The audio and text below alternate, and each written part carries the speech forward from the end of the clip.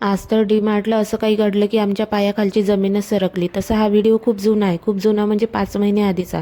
पण या दिवशी डी-मार्टला असं काही घडलं होतं की हा व्हिडिओच बनवायची हिंमत होत नव्हती. पण माझी फोन मेमरी फुल झाली आहे, तर मला काही व्हिडिओ डिलीट करायचे होते. तर हा व्हिडिओ दिसला तर म्हटलं चला पोस्ट करू आणि तुमच्यासोबत या मागची स्टोरी पण शेअर करू. तर झालं असं होतं की आम्ही चौघे गेलो होतो आज डी-मार्टला. घरातलं थोडं सामान घ्यायचं होतं आणि शॉपिंग सुरूच होती आमची निवांत. तर भार्गवीला ट्रॉलीमध्ये बसवले होते आणि जीवांश माझ्याजवळ होता. पण जसे टॉईज दिसले भार्गवी ट्रॉलीमधून खाली उतरली आणि तिला एक टॉईज घेऊनही दिली आम्ही. त्यानंतर बिल करायला जायचे होते म्हणून तिला पुन्हा ट्रॉलीमध्ये बसवलेच नाही. ती आमच्यासोबतच चालत होती.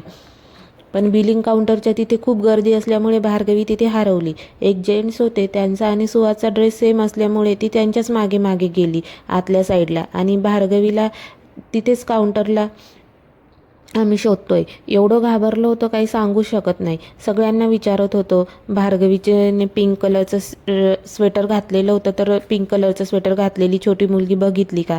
तर सगळे नाहीच म्हणायला लागले. नंतर मी डी-मार्टचे जे मॅनेजर होते त्यांच्याकडे गेली. तिथे त्यांना म्हटलं अनाऊन्स करा. मला म्हटले की ती एवढी छोटी आहे, तिला कसं कळणार अनाऊन्स केलं तरी. पण मी म्हटलं तिच्या आजूबाजूला जे लोक असतील त्यांना तर कळेल ना, ते तर तिला इथे घेऊन येतील ना. तिथे मी खूप ओरडली त्यांच्यावर, कारण मला बिलकुल अपेक्षा नव्हती की त्यांच्याकडून मला असं उत्तर मिळेल म्हणून. पण दुसरीकडे सुहास तिला शोधत होते तर त्यांना ती दिसली. एका जेंट्स जवळ होती, रडत होती. मग सुहासने तिला पटकन घेतलं, आम्ही बिल केलं आणि घरी निघालो.